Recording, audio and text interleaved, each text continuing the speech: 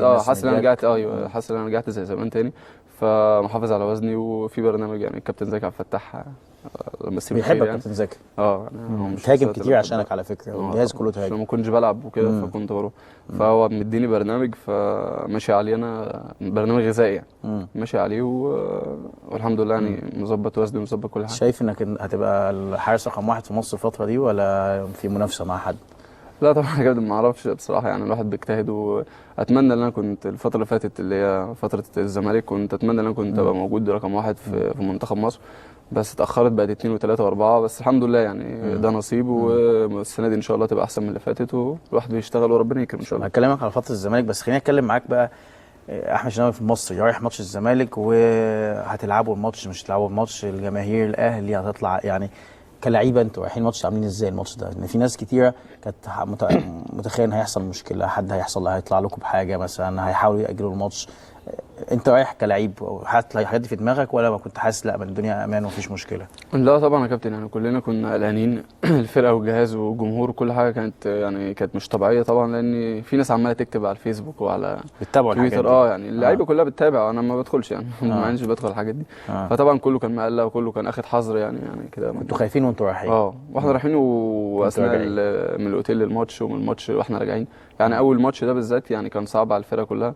كلنا يعني كنا مخضوضين طبعا، بقى لنا 3 سنين ما لعبناش في النادي المصري، ما لعبناش مع بعض، ورايحين خايفين مش عارفين ايه اللي هيحصل. والتامين يعني الحمد لله لحد ما كان كويس، فربنا يعني سهلها وعدها الحمد لله. بعد كده الماتشين اللي بعديهم بقى الدنيا هاديه شويه، مفيش اي حاجه وكله تمام. تاخد بقى نمط الماتشات ابتدينا كمان تدريجيا نبقى احسن يعني. الفرقه اول ماتش حتى ما كناش بالمستوى المطلوب. يعني بدانا الماتشين، ماتش دجله وماتش الشرطه، يعني الحمد لله مستوانا فيهم بقى احسن. بقينا بنشتغل على الجون شويه، بنمسك كوره. يعني الرهبه راحت طبعا بتاعه اول ماتش ونادي الزمالك وكده وافتتاح الدوري، بس الحمد لله دلوقتي الفرقه ان شاء الله تقدر الماتش الجاي الاسماعيلي تقدر تعمل حاجه كويسه ان شاء الله. لكم ماتش الاسماعيلي، الماتش الجاي ماتش صعب ان شاء الله. هتتالق برضه؟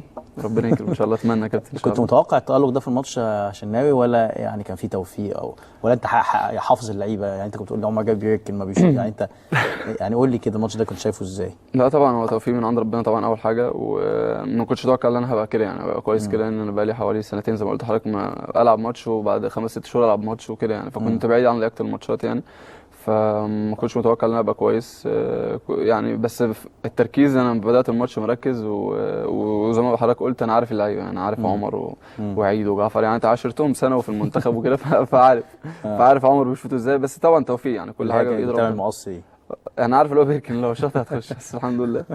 والانفراد بتاع توفيق يعني ما شاء الله ده برضه بيبين ذكاء اللعيب، ان هو في ناس بتقعد ما بتركزش في اللعيبه بتلعب ازاي، بتبقى دايما مركز هو على نفسه، لكن انت من اللعيبه اللي بتشوف المهاجمين بيلعبوا ازاي، يعني بتفرق معاك المهاجم بيلعب ازاي، حريف مش حريف، دي بتفرق معاك لما يجي لا طبعا بتفرق، لان في حد مثلا زي مثلا احمد علي بيخش جامد بيشوط كده، يعني في واحد حريف زي احمد عيد بيركن على طول، فانا بتفرج يعني بقعد اتفرج على الماتشات وماتشات الاخيره للزمالك او كده، ويعني الحمد لله يعني. عندك لسه علاقات مع لعيبه الزمالك او حد في النادي ولا خلاص؟ طبعا لا طبعا حماده طلبه واحمد عيد وجعفر وعمر. حماده طلبه من بورسعيد؟ ما على طول، ما هو باعتباره اللي هو موجود دلوقتي في الزمالك يعني، فما بشوفوش غير كل فتره، بس بنتصل ونطمن على بعض على طول يعني. طيب اتكلم على المصري شويه، جمهور المصري يعني الناس في بورسعيد بيكلموكم ويقولوا لكم ايه؟ هل في لسه الالتراس المصري ده موجود لسه بيتكلم معاكم، ولا ناس بعدت شويه عن الكوره ما بقاش حد مثلا بيحب الكوره قوي زي الاول؟ لان بورسعيد طول عمرها مجانين كوره يعني، الناس بتحب تعشق كره القدم. لا رجعوا زي يعني اكتر من الاول كمان كده يعني. يعني اول يوم اتمرنا فيه طبعا بعد ما قال له هيلعبوا المصري هيلعب خلاص، فطبعا الاستاد كان مقفول، نادي المريخ مش الاستاد المصري طبعا، نادي المريخ كان مقفول وكان زحمه جدا طبعا، ناس كتير بقى طبعا مبسوطين ان النادي المصري هيرجع، بس مش عارفين اللعيبه اللي جت مين ولا اللعيبه الجديده، بس طبعا مبسوطين ان هم هيرجعوا. ودلوقتي يعني كل تمرينها بيبقى الاستاد الفرعي بتاعنا. طب وانتوا قول لي عليكم انتوا شعوركم وانتوا نازلين ملعب وشفتوا الجمهور كله في التمرين، يعني ما اعتقدش ان في جماهير بتيجي التمرين كتير غير يمكن الاهلي والزمالك، يعني نوعا ما لو في مباراه مهمه يعني، كان احساسكم ايه وانتوا اول ماتش اول تمرين نازلين الجمهور ما تقفل كده؟ لا طبعا يا كابتن، يعني هي حاجه يعني تفرح وتحزن في نفس الوقت، لان كان في برضه ناس المحبوسين اهاليهم كانوا موجودين برضه ما كانوش عايزين نتمرن طبعا يعني، وده يعني حقهم وربنا يفج السجن الناس اللي محبوسه ان شاء الله.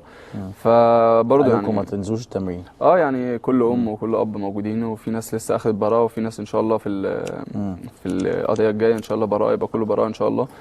فيعني كانوا موجودين كانوا زعلانين طبعا اللي احنا، وده حقهم يعني، واحنا فهمناهم وقلنا لهم ان شاء الله يعني هيخرجوا ان شاء الله وكل حاجه هتظهر. هو كله بايد القضاء يعني. الناس مع القضاء القضاء عادل يعني، آه. وان شاء الله يبقى كل الناس بره، ما فيش حد جوه ان شاء الله، لان مش محدش يعني ابتدت تبان، مش عايزين نخش في السياسه طبعا يا كابتن.